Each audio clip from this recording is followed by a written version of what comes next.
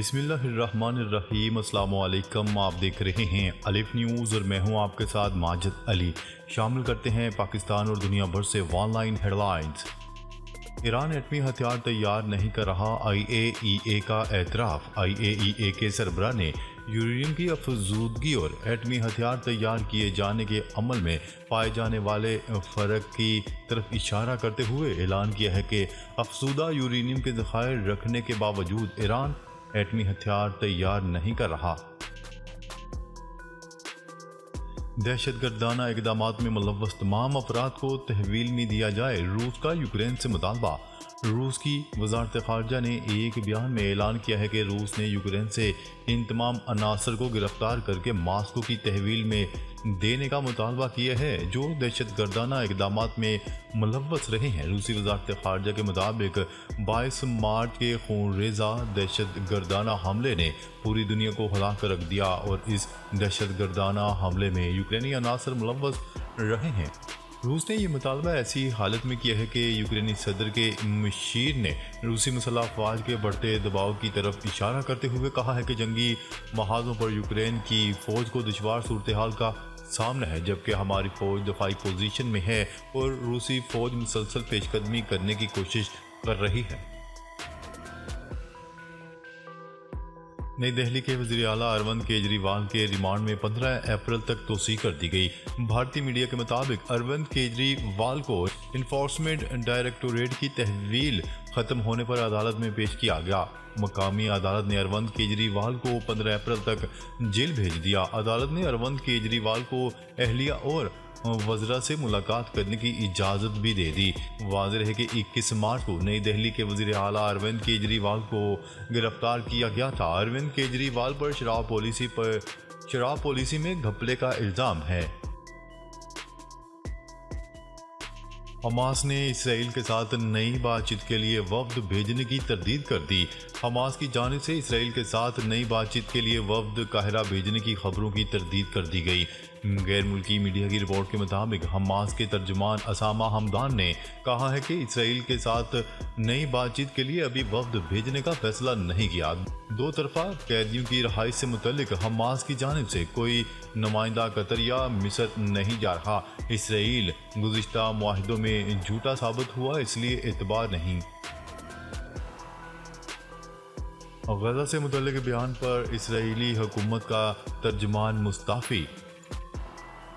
Gaza tweet پر Nitin Yahoo کے دفتر سے معطل کیے گئے ترجمان نے باضابطہ طور پر استعفیٰ دے دیا۔ ٹائمز آف اسرائیل کی رپورٹ کے مطابق اسرائیلی وزیر اعظم کے دفتر میں انگریزی زبان کے ترجمان ایلیون لیوی کو 3 ہفتے قبل معطل کر دیا گیا تھا اور اب وہ باضابطہ طور پر اس عہدے سے سرگزشت ہو چکے ہیں۔ لیوی کو برطانوی دفتر خارجہ کی طرف سے ٹویٹر پر ایک پوسٹ کے بارے میں شکایت کے بعد معطل کر دیا گیا تھا، جس میں ترجمان نے غزہ کی امداد سے متعلق سیکرٹری خارجہ ڈیوڈ کیمرون کے ریمارکس کا جواب دیا تھا۔ اسرائیل نے جنگ غزہ میں انسانی حقوق اور بین الاقوامی قوانین کی خلاف ورزی کی۔ برطانیہ کی خارجہ اور جنگ کی وزارتوں کی ایک اعلیٰ سابق عہدیدار اور ایوان زیری ہاؤس آف کامنز کی خارجہ پالیسی کمیٹی کی سربراہ نے ایک بیان میں کہا ہے کہ برطانیہ کی حکومت کو باضابطہ طور پر باخبر کر دیا گیا ہے کہ اسرائیل نے جنگ غزہ میں انسانی دوستانہ حقوق اور بین الاقوامی قوانین کی خلاف ورزی کی ہے۔ عرب اسرائیل کو تسلیم کرنے کے لیے تیار، سعودی عرب، مصر، اردن اور قطر سمیت تمام عرب ممالک کے ساتھ کام کر رہا ہوں۔ امریکی صدر جو بائیڈن۔ امریکہ کے صدر جو بائیڈن نے کہا ہے کہ عرب ریاستیں اسرائیل کو تسلیم کرنے کے لیے تیار ہیں۔ میں سعودی عرب، مصر اور اردن، قطر سمیت دیگر تمام عرب ممالک کے ساتھ کام کر رہا ہوں۔ غزہ کے بعد ایک منصوبہ ہونا چاہیے اور 2 ریاستی حل کے لیے تجارت ہونی چاہیے۔ یہ آج نہیں ہو رہا لیکن مستقبل میں ہونا چاہیے اور مجھے لگتا ہے کہ ہم ایسا کر سکتے ہیں۔ اسرائیلی فوج کی الشفا ہسپتال سے انخلا کی تصدیق۔ اسرائیلی افواج کا الشفا ہسپتال میں جاری آپریشن مکمل ہونے کے بعد انخلا کا عمل شروع ہو گیا، جس کے بعد ہسپتال میں بحالی کا کام شروع کر دیا گیا۔ عرب میڈیا کی رپورٹ کے مطابق اسرائیلی افواج نے الشفا ہسپتال سے انخلا کی تصدیق کر دی۔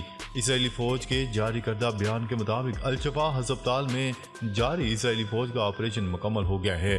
عرب میڈیا کا کہنا ہے کہ غزہ حکام کا کہنا ہے کہ الشفا ہسپتال سے اسرائیلی فوج کے انخلا کے بعد ہسپتال میں بحالی کا کام شروع کر دیا گیا ہے۔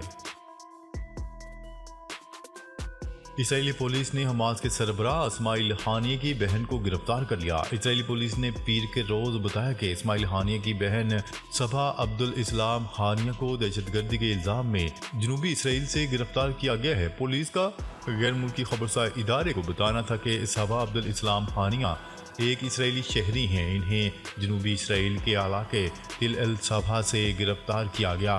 ان کے خلاف تحقیقات میں اسرائیل کی داخلی سیکیورٹی ایجنسی شین بیت بھی شامل ہے۔ پولیس ترجمان نے صبا عبدالاسلام ہانیہ کی گرفتاری کی تصدیق کرتے ہوئے بتایا کہ انہیں حماس ارکان کے ساتھ رابطے اور اسرائیل کے اندر دہشت گردانہ کارروائیوں پر اکسانے اور ان کی حمایت کے شبے میں گرفتار کیا گیا ہے۔ ججز کے خط پر چیف جسٹس کا از خود نوٹس، 7 رکنی لارجر بینچ تشکیل۔ اسلام آباد ہائی کورٹ کے 6 ججز کے ISI پر الزامات پر چیف جسٹس نے از خود نوٹس لیتے ہوئے معاملہ سماعت کے لیے مقرر کر دیا، جس کے لیے 7 رکنی لارجر بینچ تشکیل دے دیا گیا۔ نیوز رپورٹ کے مطابق چیف جسٹس قاضی فائز عیسیٰ نے 6 ججز کے الزامات پر مبنی خط کا نوٹس لیتے ہوئے درخواست سماعت کے لیے مقرر کر دی، جس کے لیے 7 رکنی لارجر بینچ تشکیل دے دیا گیا ہے۔ اسرائیلی وزیراعظم نیتن یاہو ہسپتال پہنچ گئے۔ اسرائیلی وزیراعظم نیتن یاہو کا ہرنیا کا آپریشن۔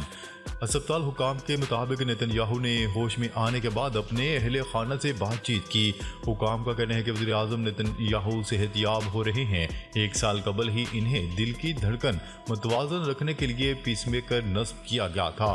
غیر ملکی میڈیا کی رپورٹ کے مطابق بتایا جا رہا ہے کہ نیتن یاہو کے مکمل چیک اپ کے دوران ہرنیا کا انکشاف ہوا۔ ترکیہ بلدیاتی انتخابات، صدر ایردوان کی جماعت کو بدترین شکست، اپوزیشن کو 70 سال بعد کامیابی۔ ترکیہ کے بلدیاتی انتخابات میں صدر ایردوان اور ان کی جماعت کو بڑا دھچکا لگ گیا۔ ترک صدر رجب طیب ایردوان کو 22 سال اقتدار میں رہنے کے بعد بدترین شکست کا سامنا۔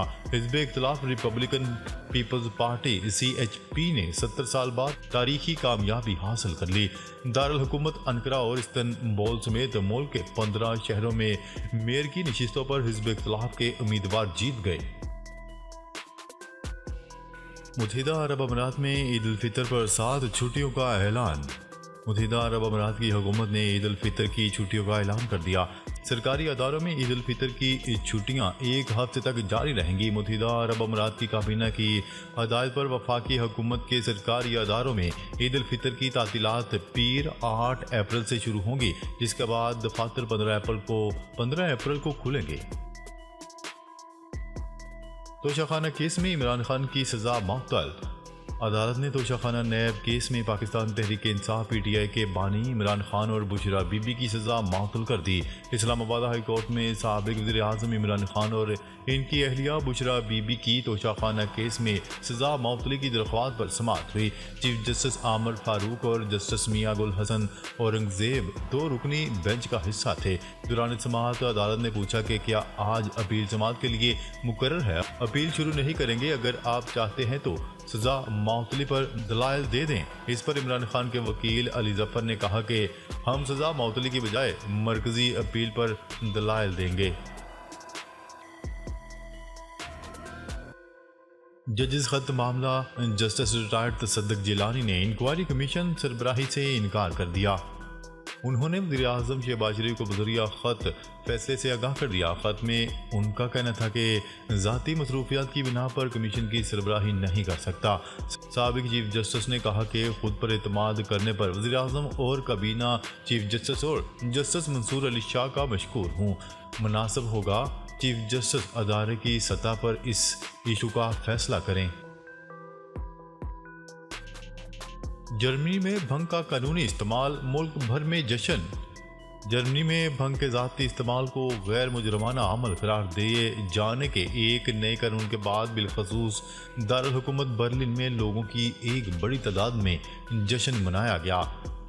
تاریخی برانڈنبرگ گیٹ پر جمع ہوئے لوگوں نے اس نشہ آور مواد کے ساتھ اسموکنگ کی اور کہا کہ وہ خود کو کچھ زیادہ آزاد محسوس کر رہے ہیں۔ بھارت نے سولر پینل کی درآمدات پر پابندی عائد کر دی۔ بھارت کی مرکزی حکومت نے مقامی صنعت کو سپورٹ کرنے کے لیے سولر پینل کی درآمدات پر پابندی عائد کر دی۔ بھارت نے 1 اپریل سے سولر پینل کی درآمدات پر پابندی کا اعلان کر دیا، جس کا مقصد مقامی طلب کو پورا کرنا ہے۔ سائنوٹیک سولر پرائیویٹ لمیٹڈ نے کراچی میں سولر پینل مینوفیکچرنگ پلانٹ لگاتے ہوئے پاکستان میں سرمایہ کاری کا آغاز کر دیا۔ منصوبے کو خصوصی سرمایہ کاری سہولت کونسل کے پلیٹ فارم سے آگے بڑھایا جا رہا ہے، جو پلانٹ کی تنصیب کے لیے دستاویزی کام میں آسانیاں فراہم کر رہی ہے۔ اس منصوبے سے پاکستان میں سولر پینل کی مقامی طور پر پیداوار شروع ہو سکے گی۔ اس کے ساتھ ساتھ سائنوٹیک ڈرائی بیٹریوں اور الیکٹرک وہیکلز ٹرکوں کی تیاری میں معاونت کرے گی۔ شیخ حسینہ واجد بھارت کا بائیکاٹ کرنے والوں پر برس پڑی۔ بنگلہ دیشی وزیر اعظم شیخ حسینہ واجد نے بھارت کے بائیکاٹ کی مہم چلانے والی اپوزیشن جماعتوں کو آڑے ہاتھوں لے لیا۔ بنگلہ دیش میں سیاست سمیت ملک کے اندرونی معاملات میں مداخلت کرنے پر اپوزیشن جماعتیں بائیکاٹ بھارت مہم چلا رہی ہیں، جس میں انڈین مصنوعات کا استعمال چھوڑنے پر زور دیا جا رہا ہے۔ شیخ حسینہ واجد کو اپنے سب سے بڑے حمایتی ملک کے خلاف اپوزیشن کا یہ اقدام ایک آنکھ نہ بھایا۔ پاکستانی صارفین کی 1,85,00,000 سے زائد ٹک ٹاک ویڈیوز ڈیلیٹ۔ معروف ویڈیو شیئرنگ ایپلیکیشن ٹک ٹاک نے اکتوبر سے دسمبر 2023 کے دوران پاکستانی صارفین کی 1,85,00,000 سے زائد ویڈیوز پلیٹ فارم سے ڈیلیٹ کر دیں۔ ٹک ٹاک نے 2023 کی چوتھی سماہی کے لیے کمیونٹی گائیڈ لائنز کے نفاذ کی رپورٹ جاری کی ہے۔ رپورٹ کے مطابق ٹک ٹاک نے اکتوبر سے دسمبر 2023 کے دوران 17,46,01,963 ویڈیوز کو کمیونٹی گائیڈ لائنز کی خلاف ورزی پر پلیٹ فارم سے ہٹایا۔